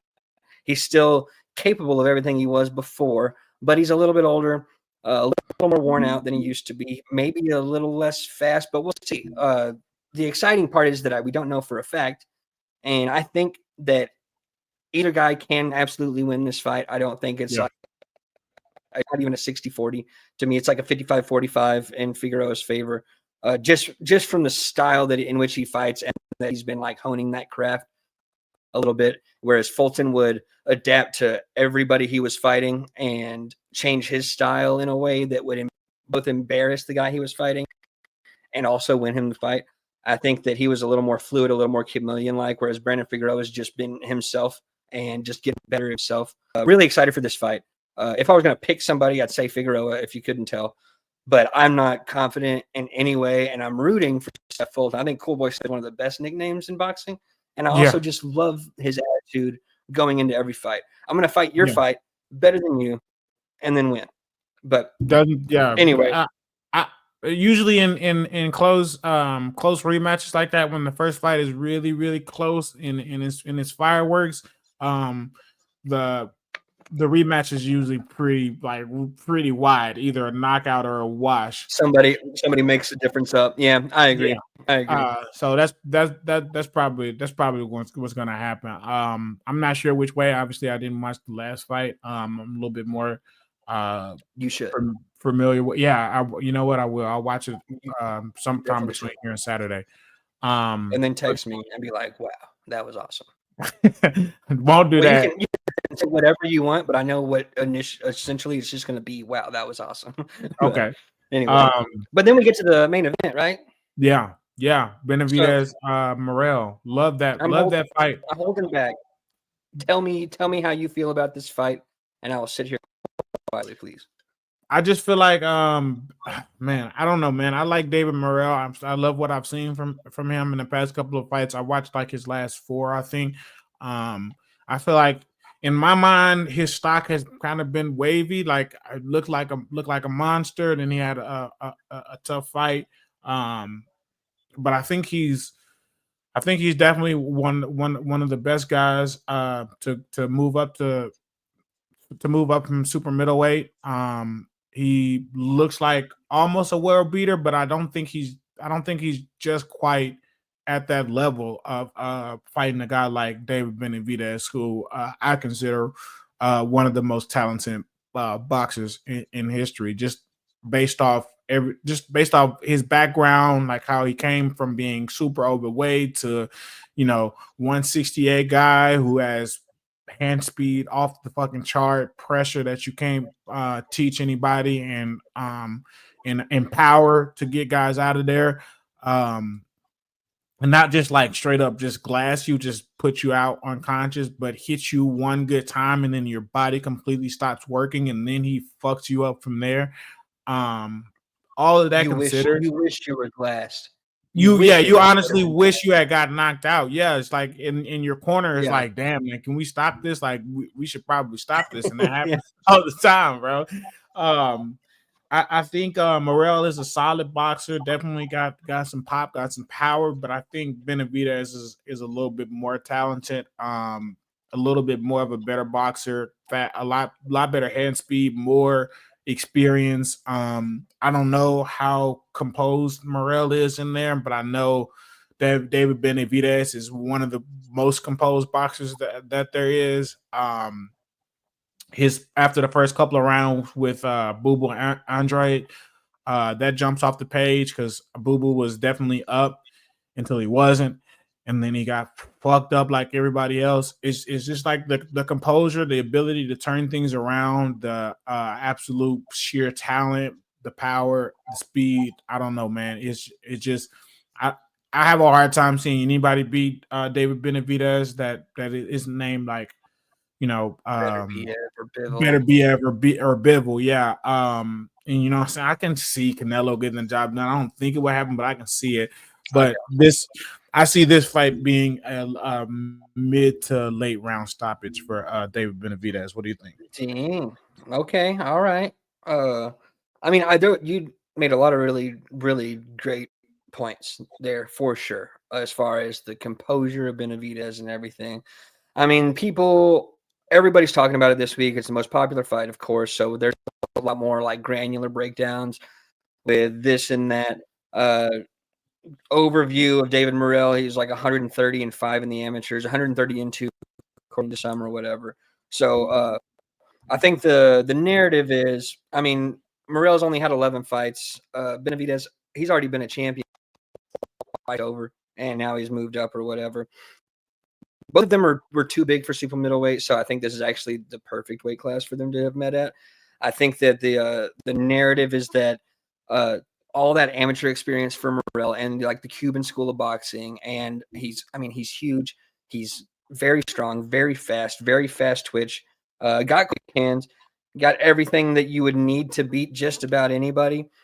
And then you got Benavidez, who has pro experience and again the composure and all that stuff. I think that intellectually, the more you try to break it down, more 50-50 it gets. But, and then again, you'll hear better breakdowns from better men than I. But I've had this feeling for the last couple of days, and it's not even a feeling. I've had this inkling, I guess, a seed of a thought that's been growing into a little sapling, that Benavidez, I've watched the dude's whole career. He's one of my all-time favorite fighters, and I agree with you 100%. As far as pure talent goes, just pure, unadulterated talent without any of the extra stuff, that man is on a completely other level. But what really separates him, like you'll say, Morrell closes the gap because of his amateur experience, because of his speed. Youth has been brought up, which is weird because Morrell is only a year younger than Benavidez. Doesn't seem like it, but they're the same age, more or less. But when it comes down to it, in a fight with two men going at it, and again, I'm not going to be surprised either way at all. I'm not going to be surprised no matter what. But Benavidez has this innate ability to remove his opponent's will from them, and then put his own where that one used to be. He does it slowly. He does it gradually. He breaks dudes down, and it's not just he hits the body enough to where you slow down later in a fight. That's part of it, but he breaks you down psychologically, where you can throw everything. You can be better than him. Better people have lost to David Benavidez. You can be better than him. You can beat him in a lot of the things that you need to beat a person in boxing. You can be faster. You can hit him more often. You can even hit him with. I honestly think Morrell has more one-shot power than David Benavidez does, but just heavy-handed, that pure hand speed that he has once he gets going, it's insane. What Benavidez does to people, I can't see Morrell not succumbing to what Benavidez is and what he does. I can't see it happen. Yeah. I mean, I can obviously, but as far as how I'm feeling in my heart of hearts, really, I'm calling it like David Benavidez. I don't even know for sure if it's going to be a knockout. I don't think it would be. I think Morrell wants this so bad. He's been calling for Benavidez since he became pro. This has been going on forever. The bad blood is palpable. I love the tension of this fight. I love everything about this fight. I'm so fucking excited for this fight. I think that if Morrell wins, that's great for the sport. I think if Benavidez wins, that's great for the sport. I don't think either of their stocks go down whatsoever. Even though the balls it takes for Benavidez to have taken this fight when he absolutely did not have to needs to be commended 100 times over. I think Benavidez is going to win, and I think it's going to be the early rounds are probably going to go to Morrell, and it's going to be a slow rolling avalanche of everything that is David Benavidez getting more and more and more until there's less and less and less of David Morrell, and then the fight's over, hand raised, David Benavidez, huzzah! That's how I see it going. I just got even more excited, and I could probably do this for another hour, but I'll stop to save you and to save everybody else. But oh my god, I love this fight so fucking much. Yeah, no, I love the fight as well. I kind of see it like that too, and that's a typical David Benavidez fight. But let's see. I don't know. David Morrell might have that answer. It might be a bad matchup. He might change the He's script. so We'll see. well-rounded. He's got Yeah, everything, except for yeah, he's not had to remove his opponent's will from them before. Like he's never had to no, do that, and he's mm-mm. sure not going to do that to Benavidez. No, He yeah, well, might he'll get just knock him out. he can Yeah, absolutely outbox him, yeah. but I don't think he can do that forever. He's No, just that's so the fucking problem because there's like you got like I said, Boo Boo, and then you got Caleb Plant too, like two great boxers who Caleb are Plant. outboxing him, and then he just Yes, takes over the fight. Like, all right, my turn, and it's way different. just sheer force of power, like force of will. He makes it seem like it's an inevitability, even to the person it's happening to. It's insane. Yeah, But that's even, and then the weekend's not even over, bro. Once yeah, that fight's over, we get to go to sleep, we get to wake up, and then we get to look forward to Claressa Shields fighting at heavyweight one more time against Danielle Perkins. I'm super, super excited about this one as well. Not because of the same reasons I'm excited about Benavidez Morrell, not even close. What excites me the most is getting to see Claressa Shields do what Claressa Shields does. And I'm also, before I let you go, because I want you to go off on this, but yeah, I'm the most excited I am about it is the fact that Shields in her last fight at heavyweight, light heavyweight / whatever combined, she had so much power in that fight, like more than I'd ever seen her have from not having, I don't think, any weight whatsoever. She had so much power and just battered that girl. So I'm yeah. at worst, if it's a one-sided beat-down battering, I'm just pumped to see it because I love seeing great being great. But anyway, how do you feel about it? Yeah, Yeah. I don't have much. I don't know much about Danielle Perkins. I don't have much to say about it. I did see earlier today that Claressa Shields was saying something similar.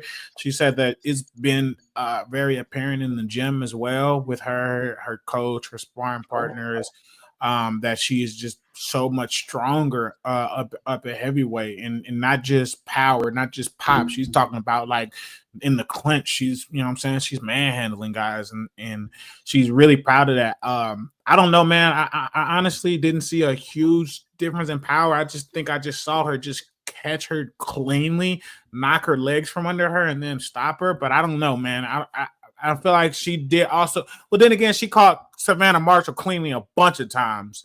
So that's fair. That you know what? And There's that definitely a girl difference. was basically two Savannah Marshalls that she Yeah, knocked out last facts. time.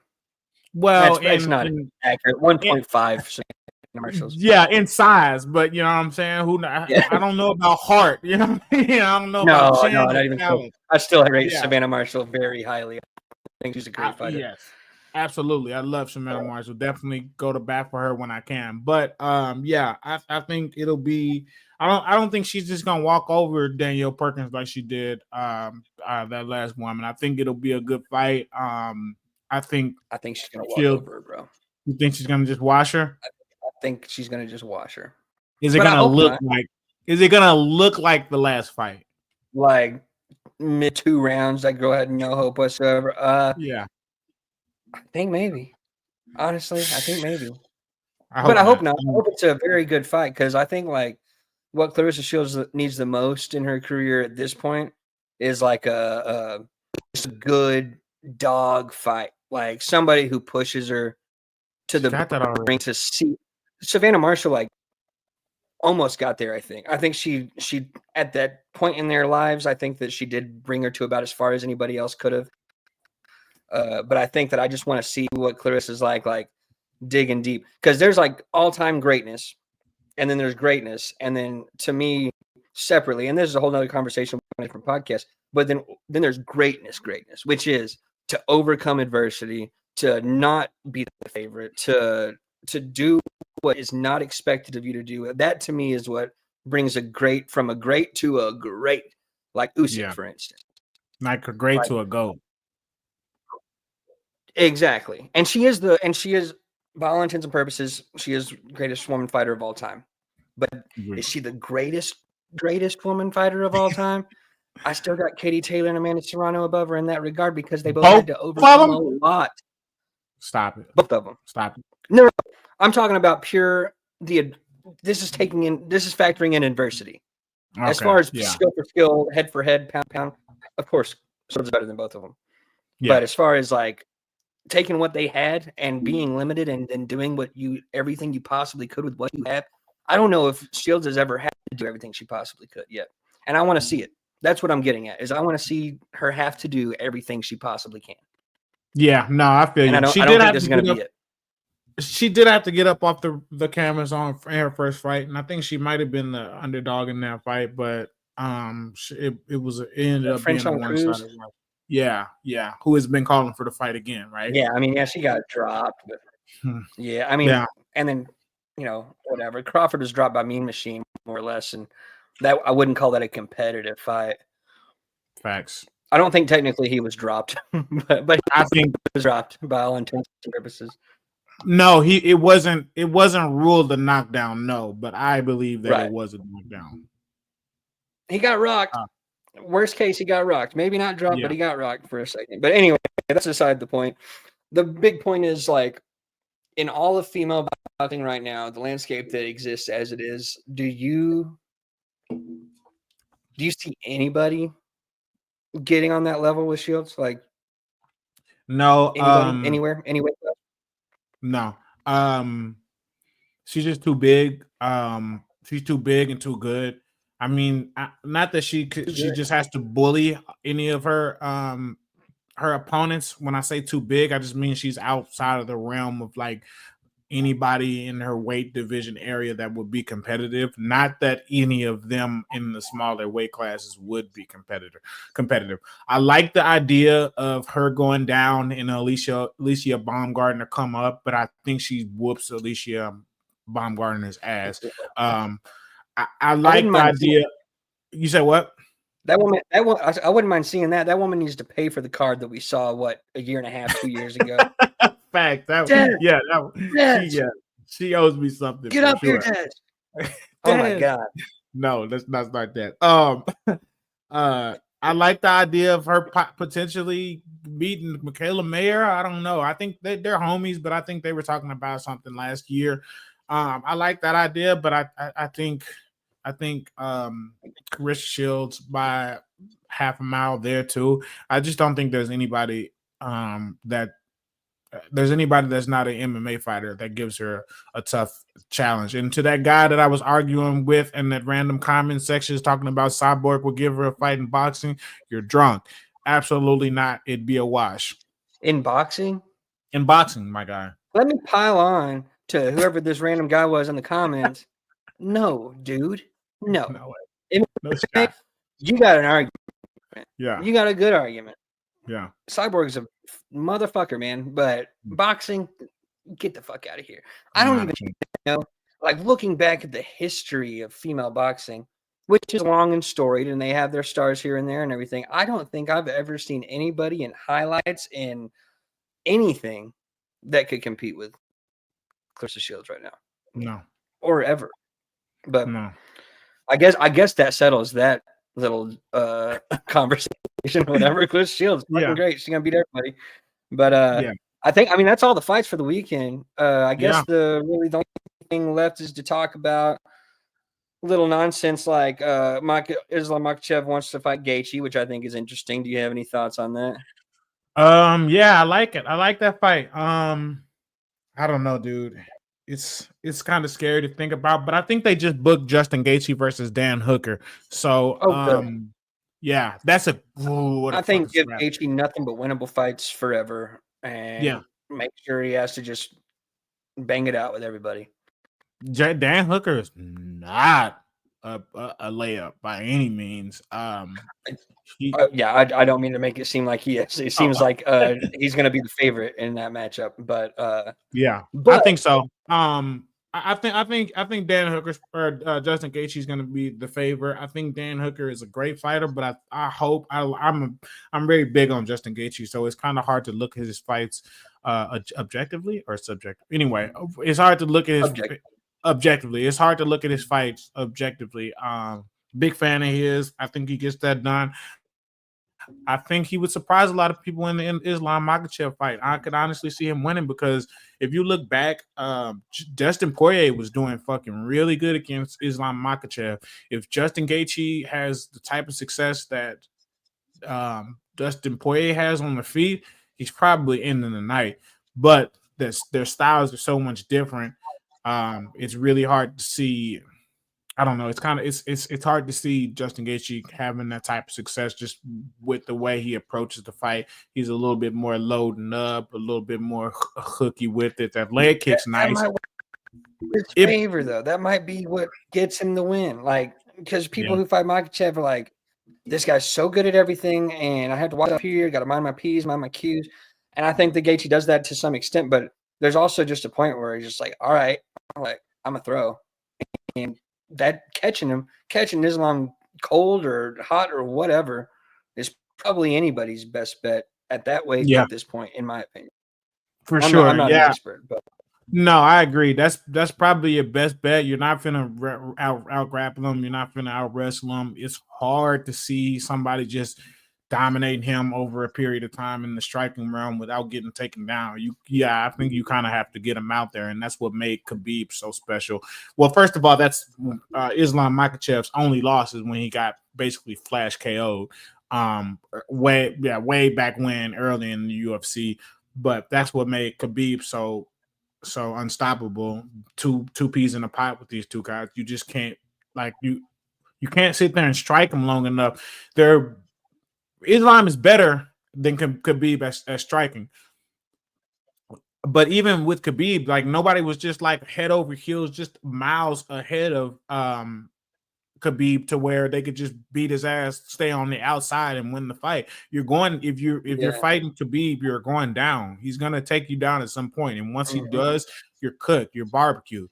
And so it's kind of the same thing with Islam Makhachev. Only he's literally more dangerous standing up. So even if you do keep the fight standing, which you're probably not going to, you know what I'm saying? You're still not gravy. Like, and honestly, Moicano. Yeah, Moicano was looking good on the feet too until he got taken down by the first takedown attempt and mashed. So I don't know. It's hard to see, but like I said though, Dan Hooker is a great fighter. If Justin Gaethje beats Dan Hooker, they might give him another shot. I don't know. I'm for it. And when somebody is like dominant and so seemingly above it all as Islam's at this moment, I think the best bet to ever see him beat by anybody is just like as an organization, throw everything at that wall and just see if something sticks. And Gaethje's part of that everything, man. He's a little noodle. He may just stick on the wall there. Facts. And then two more things, quick things. I only had one more thing, but I'm adding a second thing, and I'm going to put it before the other one more thing. We were talking about Berlanga pricing himself out and Teofimo Lopez and getting like big for your britches or whatever. I just remembered this. Nick Ball said that if Innoue moves up and goes to his weight class to get his belt, it's going to be the A side in that fight. And I don't want to spend a whole lot of time on this because of how asinine the prospect of Nick Ball being the A side against Innoue is. I just want to tell you, I want to look in the camera and tell you, Nick Ball, bro, get it together. You can't even beat the other champions in your weight class. This is Naoya Inoue. It doesn't matter if you can beat him or not. Who's more popular? Can you go to Japan and sell out? No, you cannot. Can you come to America and sell out? No, you cannot. That's what A side, B side is. Shut the hell up. Do what you're doing, man. Love the way you fight. Keep fighting that way. But my God, don't pretend you're the A side against Naoya Inoue. And then the other point I was trying to make, I don't know if you have anything to add to that. No, definitely not. I mean, I don't know. Nick Ball, I'm a fan. He's fought in Riyadh season. That definitely got him a lot of fans. And I think I give him a nice little shot in the fight. Do I think he's gonna win? No, but I give him a nice little shot in the fight. That's all. I thought Ray Ford beat him, and I thought that the Ray Vargas draw was actually the best draw I've ever seen. As far as the judges getting a draw as a draw, like I thought that was great. Everybody in Europe disagrees with me right now. I'm sorry, guys. I really am. Same thing with the Ray Ford thing. I'm Ray Ford, like, weight drained as hell. I still outbox him. I could be swayed one way or the other. Don't feel that strongly about it. Either way, you're not popular enough to be the A side, Nick Ball. You're not. I'm sorry. Get a nickname. Nick Wrecking Ball. Something like don't. Isn't that his name? Isn't that his nickname? No, it's not. No, I think it is, bro. I know it's not. That's what I've been calling him. It's what some people have been calling him. That's not his nickname. Not officially. I don't even know if he has an official nickname. Are you looking it up? Yes, dude. Well, while you do that, I'll get to my last. It is, bro. BoxRec has it. BoxRec has it? They must. BoxRec says yes. Alias the Wrecking. Okay. All right. It's all right. Anyway, corrected. continue. You're still not the A side, but good job on it finally accepting the nickname and making it official. But the other thing was, also in the realm of silliness, is Hearn is all. And as an aside, I really like Eddie Hearn a lot. I think he's hilarious in a lot of different ways, and I actually respect his moves. But he said after the Innoue Ye Joon Kim fight that Innoue needs to fight MJ Akhmadaliev, or he needs to be taken off the pound for pound list. Does he need to fight MJ Akhmadaliev? Sure. I would love that fight. Akhmadaliev's earned his way up there. Sure, give him the shot. He should probably he's defended against a bunch of other people. He may as well defend against Akhmadaliev too. I think Akhmadaliev gives him a bit of a run for his money, but he's not going to win that fight. More than likely. It's boxing. Stuff happens. However, to take Innoue off the pound for pound list because he's not fighting every single mandatory that pops up, like he's in order that they do pop up. He's kind of stuck in a situation where he has four he has to defend, and every sanctioning body has its own mandatory. And Akhmadaliev is one of them. Yes, get to Akhmadaliev. Please do that before you move up. Fight Akhmadaliev. Thanks, Innoue. But Eddie, bro, you have been talking about Canelo being on the pound for pound list since you started working with Canelo in the first place, like 4 or 5 years ago. Have you once suggested that he get taken off the pound for pound list because he's not fighting Benavidez? Shut the fuck up. That's insane. Don't take it. I guess it depends. Okay, I like that back. Don't shut the fuck up. I like the way you talk. But when it depends on how you build your pound for pound list. But when we're talking about like head to head, size, whatever, it's basically comes down to eye test. And can you look at Innoue and tell me he does not belong in the top 5 of boxing as pound for pound? Are you kidding me? And if you're talking about credentials, a bunch of those dudes need to be taken out the top 10. Yeah, shouldn't be on the top 10. Canelo probably should be on the top 10, not as of late. There's probably more examples. I don't know what pound for pound list I'm referencing. Maybe ESPN's, maybe Rings. I think Benavidez belongs up there. I think Bivol belongs above him because I think Bivol won that fight, but that's a whole different conversation. Oh yeah. If you're counting him beating Bivol, then yeah, he deserves. Yeah, that's a real good win, man. Yeah. It's a very good win. Yeah, for sure. Listen, man. I'm a big fan of Eddie Hearn, and I'm a big fan of Eddie Hearn for this exact reason. Oh my God, my mic. He rocks for his guys. He is that's true. Promoter. He is a promoter in every sense of the word. Every single time, if anybody says anything about his fighters, I got the best guys in the world. This is the best guy in the world. Either his fighter is the best guy in the world, or he's gonna be the best guy in the world. And that's what a promoter should be. And I mean, I have a problem with promoters that put their guys up against C level, D level fighters, and then act like they're the best guys, and that's different. But just if we're talking, if a mic is in front of me and I'm a promoter, I'm finna say my guy is the best guy out. He sells the most tickets. You can't, he or she, and you can't fuck with him. That's his job as a promoter. For that, I absolutely commend him. You know what? Yep, I just flipped sides on that one. I totally get it. No, you're right. Eddie Hearn, keep doing what you're doing, baby. Because that got headlines, and now they're talking about MJ, and now it's gonna look like Innoue's ducking him, whether he's actually doing it or not. Actually, you know what? Don't shut the fuck up. And say it again. Great job promoting your guy. I'm sorry. I apologize. I walk it all back. But that was the last bullet point on my notes. Before we get out of here, do you have anything else on your end? No, man, we can sign it off, man. It was definitely a blast. I can't wait for these fights this weekend. Hopefully next week we can get another show in and kind of go over the fights. I'm sure it's going to be a crazy weekend of fights. So yeah, looking forward to that. But other than that, thanks everybody for tuning in. Dallas, of course, thank you for being my excellent co-host. Everybody else, make sure y'all follow, subscribe. I appreciate it, man. Everybody, make sure y'all follow, subscribe, share our stuff when you see it, man. We really appreciate it. Again, we got merch on globalfighttalk.com. We on TikTok, YouTube, Facebook. We're working on bandanas too. And overalls. And if you disagree with anything we say, by all means, comment about it or find it on social media and talk to us about it. We're pretty open, pretty easy to converse with. But mostly do the liking and the subscribing and the commenting and the sharing and the stuff that helps us a lot. That'd be very much appreciated. Anyway, we are Global 100%. Fight Talk. Dallas Owens, Sav Maddox. Ego on the track.